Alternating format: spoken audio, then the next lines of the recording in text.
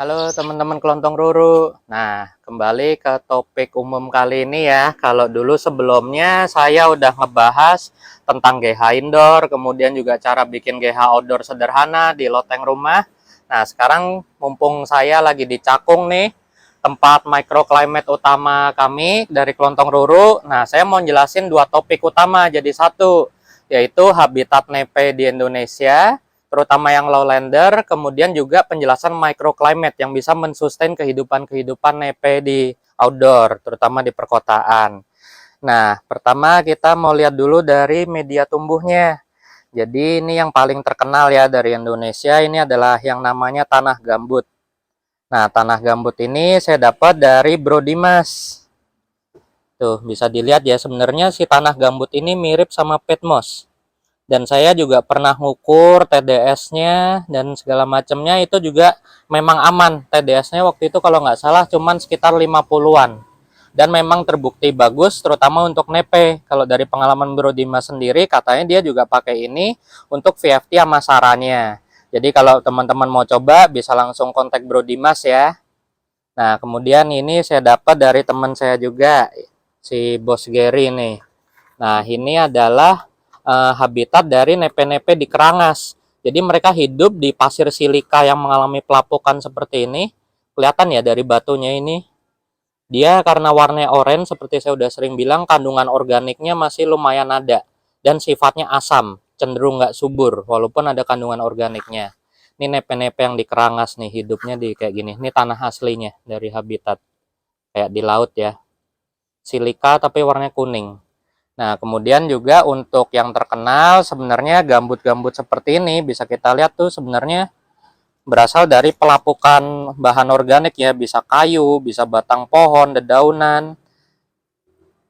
Kalau dari luar kan pitmos itu dari pelapukan sphagnum terutama, tapi kalau kita di Indo terutama dari serasah yang seperti ini. Ini adalah percobaan saya cuma mau mensimulasikan aja sih.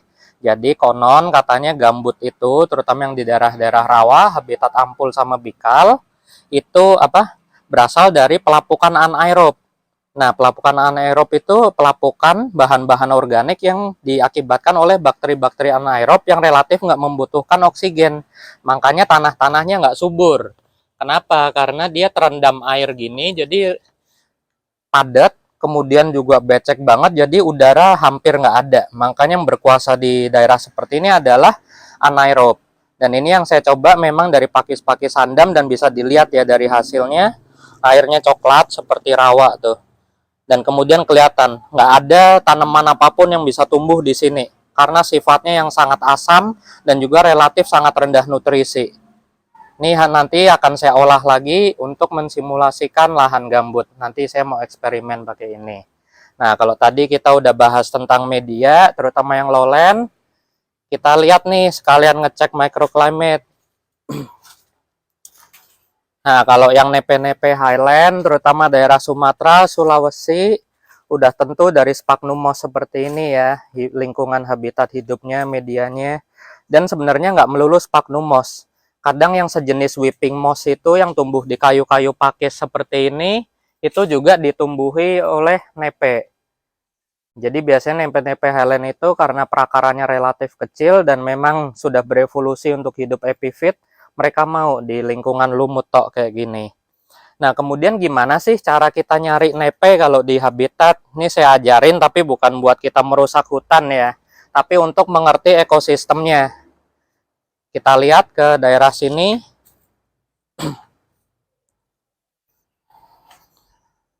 Nah, ini adalah salah satu hobi saya. Tiap saya ke habitat, saya bedol. Tapi yang saya bedol adalah pakis dan tentunya nggak dilindungin ya.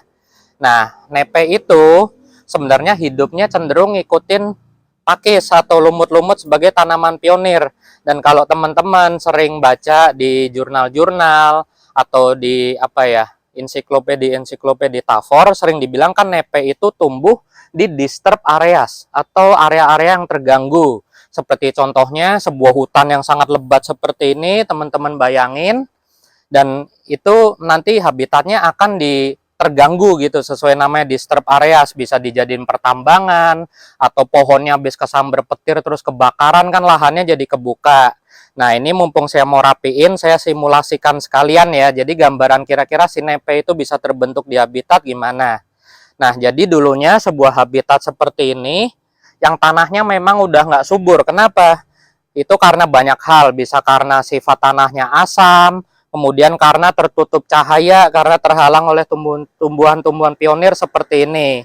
Kemudian nutrisinya juga relatif rendah, karena nutrisinya hanya berasal dari pelapukan-pelapukan pakis atau lumut seperti ini. Dan seperti kita tahu, jenis-jenis tanaman pakis ini juga kandungan nutrisinya nggak terlalu tinggi.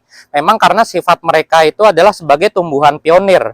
Tapi karena peran mereka yang rendah nutrisi, bukan berarti mereka nggak berperan. Sesuai namanya sebagai tumbuhan pionir, paling utama adalah rimpang-rimpang atau akar mereka itu nantinya akan mengikat kelembapan dan hormon-hormon tertentu.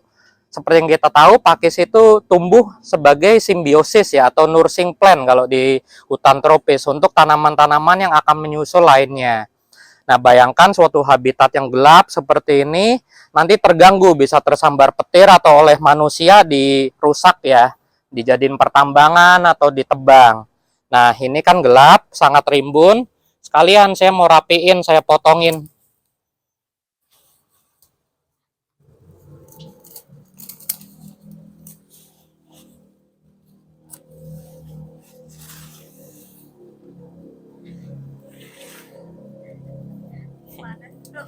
Yo, azab orang gemar mengkoleksi pakis ini.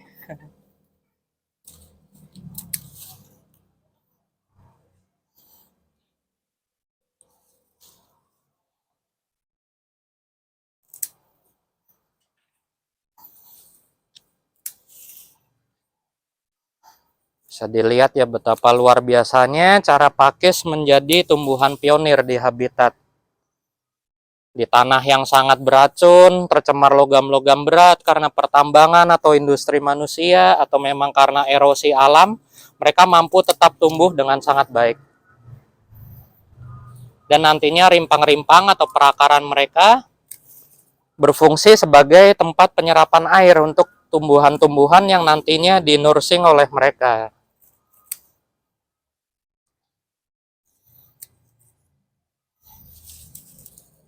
Nah, ini beberapa pakis langka yang saya temuin juga nongol lagi ya tuh.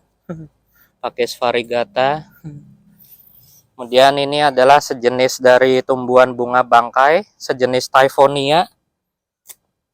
Dia mengandalkan umbi.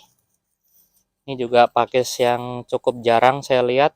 Tapi di hutan banyak sebenarnya, tapi di tempat industri pakis hias masih jarang. Nah, bisa kita lihat ya, dengan kita bongkar kayak gini, cahaya relatif masuk. Tuh, kelihatan.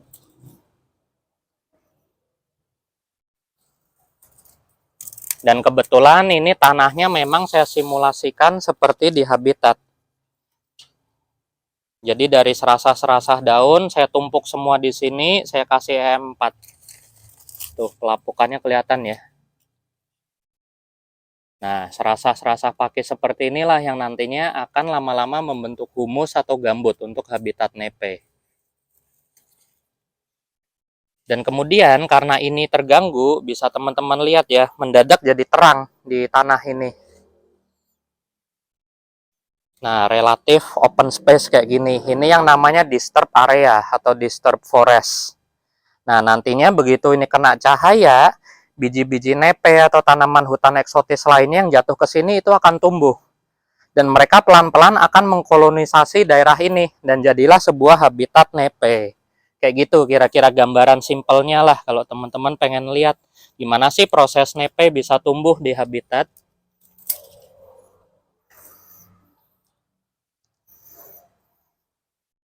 Nah, ini yang saya jelasin tadi. Untuk tanaman nepe-nepe highland, itu banyak yang tumbuh juga selain di sphagnum, juga di lumut-lumut jenis whipping seperti ini. Kelihatan ya. Jadi mereka tumbuh di kayu-kayu pakis yang udah mati seperti ini. Sama seperti anggrek ini ya. Perakarannya mereka juga relatif dangkal, cuman di lumutnya. Nah, ini kira-kira gambaran disturb areas. Nah, setelah itu kita lanjut ke topik selanjutnya, yaitu microclimate. Nah, kalau tadi setelah gambaran kira-kira habitat nepe kayak apa, kita udah tahu kan gambarannya. Nah, untuk microclimate nih yang paling penting. Kenapa ya saya bawa-bawa bunga nepe? Nah, kenapa saya juga demen hobi nanam pakis? Itu juga sebagai indikator microclimate dan sebagai tanaman pionir di kebun saya. Seperti kita tahu, kalau di kebun-kebun Jakarta ini kan banyak kan rumput liar kayak gini ya. Nah, saya sengaja ngebanyakin pakis, dan kayaknya emang si pakis ini berperan deh untuk tanaman-tanaman eksotis. Saya nggak tahu perannya sejauh apa secara saintis, tapi terbukti memang pas zaman dulu belum banyak pakis, tanaman-tanaman rewel itu susah hidup di sini, ada aja korban jiwanya. Tapi setelah saya banyak nanam pakis dan banyak pakis yang hidup, itu relatif apa ya? Banyak tanaman eksotis aneh-aneh yang lebih gampang hidup di sini. Nah, maka dari itu saya banyak miara pakis. Contoh seperti pakis kebo seperti ini ya. Tuh bisa sampai segede ini. Padahal dulu saya dapat itu masih relatif kecil. Bonggolnya kayak kura-kura ya, kayak Dioskorea. Kemudian nih juga pakis yang banyak di itu. Ini juga rajanya pakis, tapi relatif nggak keurus, mesti di repot. Nanti saya mesti urus. Ini juga pakis apa nih? Saya sampai belum hafal semuanya. Nah, kemudian juga dari microclimate, pakis yang di sini tadi yang buat saya jelasin juga berperan ya untuk pioneer plant di daerah ini. Dan kemudian ini adalah salah satu contohnya nih. Aglonema ini kan katanya ibu-ibu terkenal rewel banget ya, gampang lonyot, gampang busuk. Nah, ini saya tanam gitu aja di tanah, setelah banyak pakis mengkolonisasi itu juga hidup-hidup aja. Padahal bisa dilihat tanahnya relatif becek ya. Tuh basah terus. Tanahnya nggak bagus sebenarnya, tapi aman-aman semua. Nah, terus gimana sih caranya biar pakis itu gampang mengkolonisasi? Sekarang akan saya jelaskan ke bagian kelembapan, karena yang paling utama dalam aklimatisasi dan microclimate itu selain jumlah tanaman yang banyak seperti ini, itu juga adalah kelembapan. Jadi dari toren saya yang di sana, itu saya bikin pipa, kelihatan ya. Nah, ini kan area yang lebih besar. Sebenarnya saya pakai buat aroid atau tanaman-tanaman non-tavor lainnya. Nah, maka dari itu, dari pipa-pipa nozzle ini, saya pakai nozzle-nya yang relatif lebih gede. Nanti akan saya nyalakan buat menjelaskan gambaran microclimate-nya. Sedangkan untuk yang area nepe, saya pakai nozzle-nozzle yang mistingnya kecil, yang butiran halus. Nah, kita cut bentar, kita akan coba nyalain mistingnya ya, biar teman-teman kebayang. Nah, ini nozzle-nya udah saya nyalain. Kelihatan ya, dengan penggunaan nozzle yang relatif gede seperti ini mensimulasikan hujan di daerah hutan-hutan tropis. Kelihatan ya basahnya di baju saya juga tuh, di daun terutama, baru nyala udah langsung basah. Jadi ini benar-benar persis hujan banget dengan penggunaan nozzle dan pipa yang seperti ini. Dan kemudian yang utama adalah, karena ini adalah area terbuka outdoor, jadi relatif angin bertiup kencang. Dan pada saat angin dari daerah sini bertiup ke arah nepe saya, itu otomatis membawa kelembapan juga. Jadi mungkin sebenarnya di video nggak terlalu kelihatan ya, tapi di situ kelihatan ada turbulensi, uap airnya muter, vapornya berputar di dalam sini, terus ketiup ke arah sini.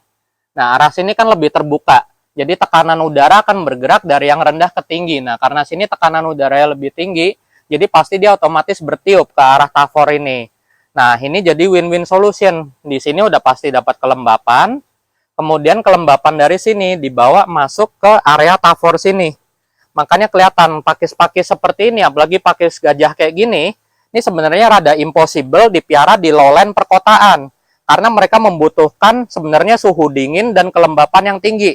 Dan di sini relatif full sun, tapi dia bisa tumbuh dengan sangat bagus. Ini membuktikan berarti microclimate dengan kelembapannya itu sudah berjalan dengan otomatis, dengan dibantu oleh mesin ini. Selebihnya tinggal dibantu oleh mereka dengan memberikan hormon-hormon atau sebagainya yang memang belum secara sains belum banyak penelitiannya ya. Tapi yang pasti utama dari microclimate itu adalah kelembapan. Jadi selain angin dari evaporasi daerah GH Aroids ini, Kemudian juga evaporasi atau transpirasi dari tanaman-tanaman hutan non-tafor di sini juga berperan untuk mensustain kelembapan dan pertumbuhan tafor-tafornya. Nah, kita bisa lihat ya, selain pakis, ini juga ada tanaman pendamping nepe atau nursing plant yang ada hidup di habitat kerangas. Saya lupa nih sejenis tanaman berbunga, cuman genusnya apa saya lupa. Cuman biasanya kalau teman-teman sering lihat foto nepe di habitat, itu banyak yang kantongnya ngerembet nempel-nempel di tanaman ini. Saya iseng aja sih ngumpulin ini. Nah, terus juga bisa kelihatan ya, di sini tuh nepe sampai udah menggunung nggak jelas banget. Dan di sana juga sampai ada bunga, ada biji, pada kawin sendiri juga. Nah, kemudian keuntungan dari microclimate apa? Kita lihat ya ke dalam. Nah, tuh udah kayak hutan rimba. Ini juga bunga nepe sampai udah 6 bulan lebih nggak layu-layu. Kemudian kita bisa lihat ya, even Nepenthes lowland tertentu hybrid intermediate atau highland kayak Gothica ini masih bisa ngantong gede. Tangan saya jari termasuk panjang loh. Ini sekitar berapa ini? 25 cm kali ya. Di lowland sampai bisa kayak gini si Gothica. Ini selain pengaruh keadaan juga pasti pengaruh nutrisi karena banyak serangga yang masuk. Sama saya suka cemplungin osmokot. Ini di dalam banyak semut hitam, cuman susah nyorotnya. Mereka cari makan sendiri. Kemudian juga Raffles saya yang terkenal rewel. Ini biasa kalau transisi musim kantongnya pada layu. Ini Raffles giant saya yang black. Nah, ini bisa dilihat Raffles pure SP yang biasanya rewel ngantong pada rajin banget ngantong di sini. Kemudian juga cultivar dari Red Miracle ini juga sampai cepet nge-clusternya ya. Ini baru clusternya, batang induknya udah segini.